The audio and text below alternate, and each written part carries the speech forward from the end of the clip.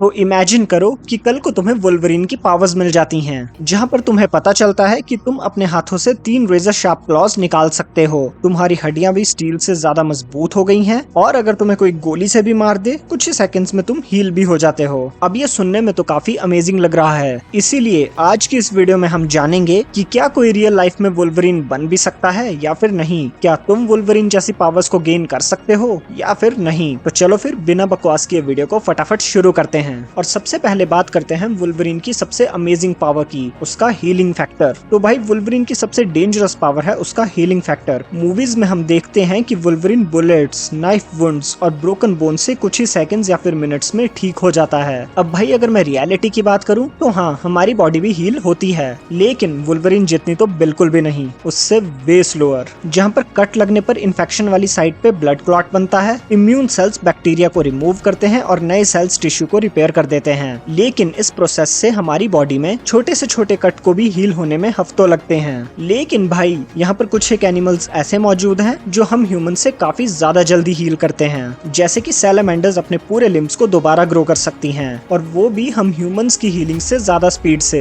और साइंटिस्ट भी regenerative medicine और स्टेम सेल्स पर काम कर रहे हैं। लेकिन फिर भी इंसान में वुल्वरीन जैसी इंस्टेंट हीलिंग अभी के हिसाब से तो इम्पॉसिबल है। हाँ, नो डाउट फ्यूचर में हमारी हीलिंग स्पीड इम्प्रूव हो सकती है, लेकिन वुल्वरीन की तरह सेकंड्स में पूरी बॉडी को रीजनरेट करना भाई वो करंट साइंस से बहुत दूर है। तो भाई अब बात करते हैं वुल्वरीन के 8 पिंजर की, मेरा मतलब है उसके स्केलेटन की। तो भाई हमें पता है कि वुल्वरीन की बोन्स एडामेंटियम नाम के फिक्शनल मेटल से बनी होती है और इस वजह से ही उसकी बोन्स ऑलमोस्ट इंडिस्ट्रक्टिबल बन जाती है। अब रियलिटी में हमारे साथ प्रॉब्लम ये है कि एक मेटल बहुत ही हैवी होता है और अगर किसी इंसान के स्केलेटन को स्टील या फिर किसी और मेटल से रिप्लेस कर दिया जाए तो उसका वेट इतना बढ़ जाएगा कि भाई हमारी बॉडी की मसल्स अपनी बॉडी को मूव ही नहीं कर पाएगी। और सबसे बड़ी प्रॉब्लम बोन्स के अंदर होता है बोन मैरो, और यही बोन मैरो ब्लड सेल्स को बनाता है। तो जाहिर सी बात है कि अगर हम उससे मेटल से रिप्लेस कर देंगे तो ऑब्वियसली बॉडी ब्लड को ही बनाना बंद कर देगी। इसीलिए एडामेंटियम स्केलेटन साइंटिफिकली पॉसिबल ही नहीं है, क्योंकि हमारी ह्यूमन बॉडी इस वे में फंक्शन ही नहीं कर सकती। तो भाई अब बात करते हैं वुल्वरीन के आइकॉनिक क्लॉज की। तो भाई हमें पता है कि रियल एनिमल्स जैसे कि कैट्स अपने क्लॉज को अंदर से बाहर कर सकती हैं, लेकिन ह्यूमंस के हाथ की एनाटॉमी इससे कम्प्लीटली डिफरेंट है। अगर ह्यूमन बॉडी के अंदर इतने बड़े क्लॉज नेचुरली होते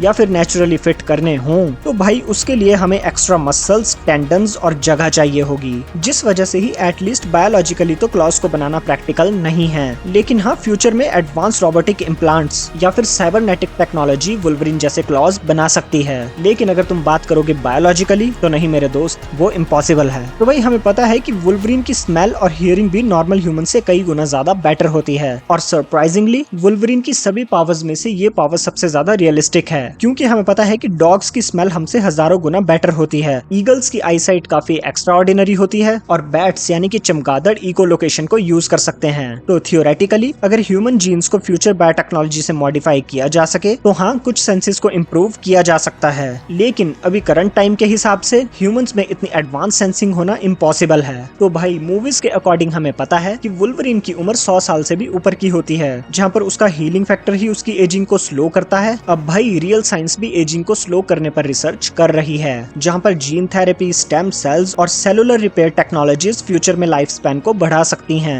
लेकिन फिर भी 100 साल से ऊपर होकर भी वुल्वरीन जैसा जवान दिखना भाई वो फ्यूचर में भी इम्पॉसिबल रहेगा। फिलहाल के लिए तो वो सिर्फ एक थ्योरी है। सो फाइनल वर्डिक्ट की बात करते हैं, तो क्या कभी वुल्वरीन रियल लाइफ में पॉसिबल भी हो सकता है या फिर नहीं। तो भाई अगर मैं हीलिंग फैक्टर की बात करूं तो वो हम ह्यूमंस के पास प्रेजेंट तो है, लेकिन बहुत ही लिमिटेड है और एनहांस्ड सेंसेस को फ्यूचर बायोटेक्नोलॉजी के साथ इम्प्रूव किया जा सकता है। स्लो एजिंग पे रिसर्च चल रही है, लेकिन एडामेंटियम का स्केलेटन और नेचुरली रिट्रेसेबल क्लॉज भाई वो वुल्वरीन की उन पावर्स में से है जो करंट साइंस के हिसाब से ऑलमोस्ट इम्पॉसिबल है। मतलब अगर फ्यूचर में कभी कोई वुल्वरीन जैसा इंसान बन भी जाए तो वो मूवीज वाले वुल्वरीन जैसा तो बिल्कुल नहीं होगा, जहाँ पर शायद उसकी पावर्स टेक्नोलॉजी और जेनेटिक इंजीनियर का कॉम्बिनेशन होंगी। तो बस फिर भाई आज की वीडियो बस यहीं तक थी। मुझे उम्मीद है कि तुम्हें ये वीडियो पसंद आई होगी, और अगर तुम्हें ये वीडियो पसंद आई तो इस वीडियो को जाने से पहले लाइक और चैनल को प्लीज याद से सब्सक्राइब कर देना। मैं मिलूंगा एक और ऐसी ही इंटरेस्टिंग वीडियो के साथ। Thanks for watching.